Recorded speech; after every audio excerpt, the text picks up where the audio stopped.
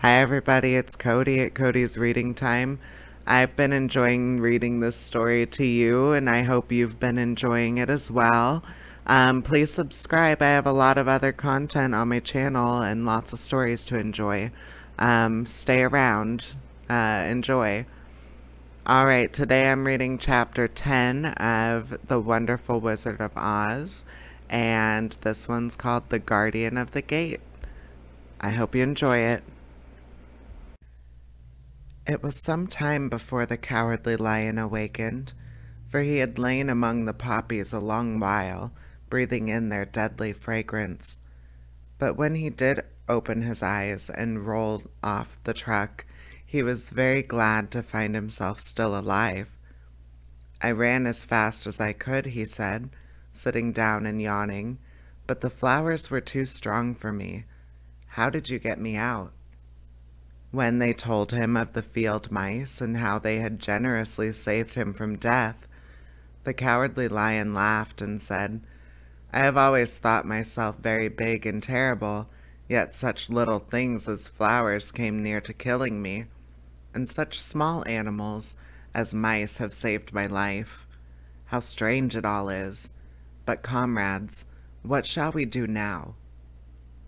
We must journey on until we find the yellow brick road again, said Dorothy, and then we can keep on to the Emerald City. So the lion, being fully refreshed and feeling quite himself again, they all started upon their journey, greatly enjoying the walk through the soft, fresh grass. And it was not long before they reached the road of yellow brick and turned again toward the Emerald City where the great Oz dwelt.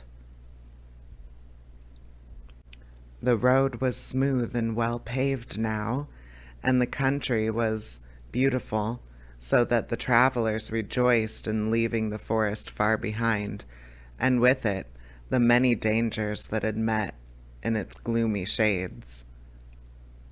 Once more they could see fences built beside the road, but these were painted green, and when they came to a small house in which a farmer evidently lived, it was also painted green. They passed by several of these houses during the afternoon, and sometimes people came to the doors and looked at them as if they would like to ask questions, but no one ever came near them nor spoke to them because of the great lion, of which they were very much afraid. The people were all dressed in clothes of a lovely emerald green color, and wore peaked hats like those of the Munchkins. This must be the land of Oz, said Dorothy, and we are surely getting near the Emerald City. Yes, answered the Scarecrow, everything is green here, while in the country of the Munchkins, blue was the favorite color. But the people do not seem to be as friendly as the Munchkins, and I'm afraid we shall be unable to ask a place to pass the night. I should like something to eat besides fruit, said the girl, and I'm sure Toto is nearly starved. Let us stop at the next house and talk to the people. So when they came to a good-sized farmhouse, Dorothy walked boldly up to the door and knocked. A woman opened it just far enough to look out and said, What do you want, child, and why is that great lion with you? We wish to pass the night with you if you will allow us, answered Dorothy, and the lion is my friend and comrade, and would not hurt you for the world. Is he tame? Asked the woman, opening the door a little wider. Oh, yes, said the girl, and he is a great coward, too. He will be more afraid of you than you are of him. Well, said the woman, after thinking it over and taking another peep at the lion, if that is the case, you may come in, and I will give you some supper and a place to sleep. So they all entered the house, where there were, besides the woman, 2 children and a man. The man had hurt his leg and was lying on the couch in a corner. They seemed greatly surprised to see so strange a company, and while the woman was busy laying the table, the man asked, "Where are you all going?" "To the Emerald City," said Dorothy, "to see the Great Oz." "Oh, indeed," exclaimed the man. "Are you sure that Oz will see you?" "Why not?" she replied. "Why, it is said that he never lets anyone come into his presence. I have been to the Emerald City many times, and it is a beautiful and wonderful place, but I have never been permitted to see the Great Oz, nor do I know of any living person who has seen him." "Does he never go out?" asked the Scarecrow. "Never. He sits day after day in the great throne room of his palace, and even those who wait upon him do not see him face to face." "What is he like?" asked the girl. "That is hard to tell," said the man thoughtfully. "You see, Oz is a great wizard and can take on any form he wishes, so that some says he looks like a bird, and some say he looks like an elephant, and some say he looks like a cat. To others he appears as a beautiful fairy, or a brownie, or in any other form that pleases him. But who the real Oz is, and and when he is in his true form, no living person can tell." "That is very strange," said Dorothy, "but we must try in some way to see him, or we shall have made our journey for nothing." "Why do you wish to see the terrible Oz?" asked the man. I want him to give me some brains," said the Scarecrow eagerly. "Oh, Oz could do that easily enough," declared the man. "He has more brains than he needs." "And I want him to give me a heart," said the Tin Woodman. "That will not trouble him," answered the man, "for has a large collection of hearts, of all shapes and sizes." "And I want him to give me courage," said the Cowardly Lion. "Oz keeps a great pot of courage in his throne room," said the man, "which he has covered with a golden plate to keep it from running over. He will be glad to give you some." "And I want him to send me back to Kansas," said Dorothy. "Where's Kansas?" asked the man with surprise. "I don't know," replied Dorothy sorrowfully, "but it's my home, and I'm sure it's somewhere." "Very likely. Well, Oz can do anything, so I suppose he will find Kansas for you. But first you must get to see him, and that will be a hard task, for the Great Wizard does not like to see anybody, and he usually has his own way. But what do you want?" he continued, speaking to Toto. Toto only wagged his tail, for, strange to say, he could not speak. The woman now called to them that supper was ready, so they gathered around the table, and Dorothy ate some delicious porridge, and a dish of scrambled eggs, and a plate of nice white bread, and enjoyed her meal. The lion ate some of the porridge, but did not care for it, saying it was made from oats, and oats were food for horses, not for lions. The Scarecrow and the Tin Woodman ate nothing at all.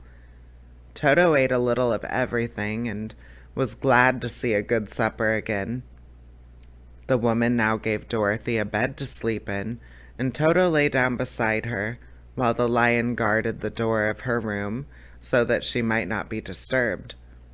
The Scarecrow and the Tin Woodman stood up in a corner and kept quiet all night, although of course they could not sleep.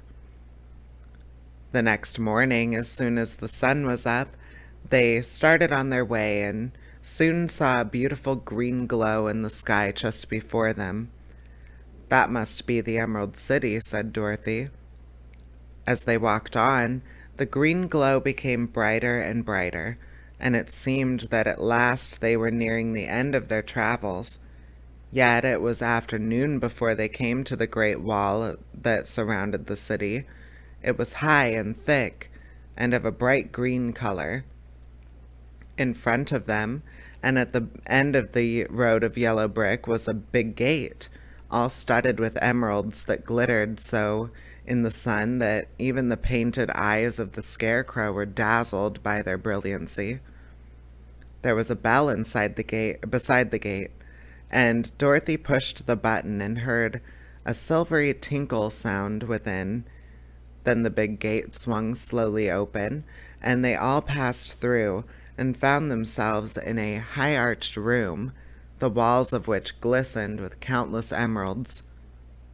Before them stood a little man about the same size as the Munchkins. He was clothed all in green from his head to his feet, and even his skin was of a greenish tint. At his side was a large green box.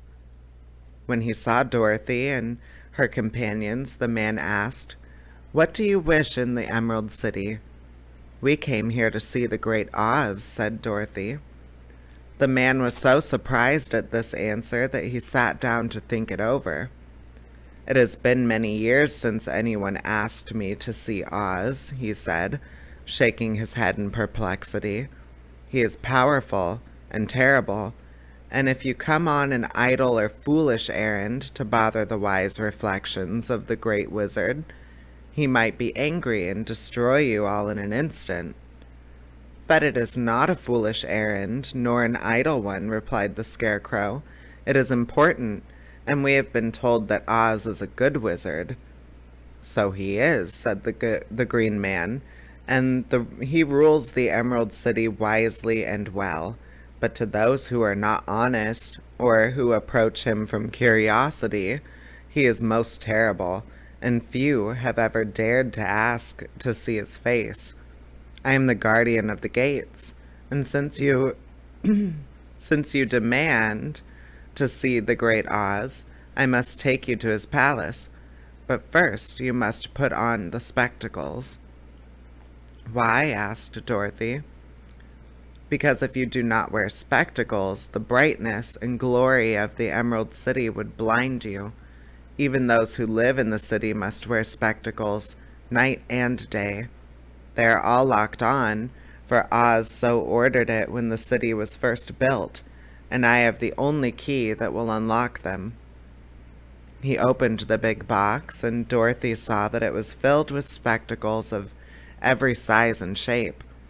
All of them had green glasses in them. The guardian of the gates found a pair that would just fit Dorothy and put them over her eyes. There were two golden bands fastened to them that passed around the back of her head, where they were locked together by a little key that was the end of a chain the guardian of the gates wore around his neck. When they were on, Dorothy could not take them off, had she wished it, but of course she did not wish to be blinded by the glare of the Emerald City, so she said nothing. Then the Green Man fitted the spectacles for the Scarecrow, and the Tin Woodman, and the Lion, and even on little Toto, and all were locked fast with the key. Then the guardian of the gates put his own glasses on and told them he was ready to show them to the palace. Taking a big golden key from a peg on the wall, he opened another gate, and they all followed him through the portal into the streets of the Emerald City.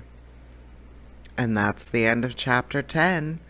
I will be back next time for Chapter 11, The Wonderful City of Oz. I hope you enjoyed this reading. Take care, everyone. Bye-bye.